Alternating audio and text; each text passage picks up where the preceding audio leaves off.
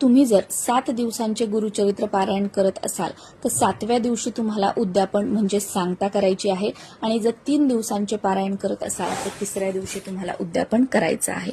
गुरुचरित्र पारायणाच्या उद्यापनाला वरण, भात, भाजी, पोळी, एखादा गोड पदार्थ, कढी याप्रमाणे तुम्ही स्वयंपाक बनवू शकता आणि या स्वयंपाकामध्ये कांदा लसूणचा वापर अजिबात करायचा नाहीये आणि भाजीमध्ये आवर्जून घेवड्याच्या शेंगाच्या भाजीचा मान गुरुचरित्र पारायणाच्या नैवेद्याला असतो। त्याच्यामुळे भाजी बनवताना घेवड्याच्या शेंगाची बनवण्याचा प्रयत्न करा। घेवड्याच्या शेंगा म्हणजे वालाच्या शेंगा नाही, घेवड्याची शेंग वेगळी असते आणि गोड पदार्थ बनवताना त्यामध्ये आवर्जून महाराजांच्या आवडीचा पदार्थ बनवावा, जसं की खीर किंवा बेसनाचे लाडू। पण हे शक्य नसेल तर इतर कोणताही गोड पदार्थ तुम्ही बनवू शकता। आणि या पारायणाच्या उद्यापनाला 3 नैवेद्य वाढून घ्यायचे आहेत आणि त्या दिवशीचं म्हणजे 7 दिवसाचं पारायण असेल तर 7व्या दिवशीचे अध्याय वाचून घ्यायचे सगळे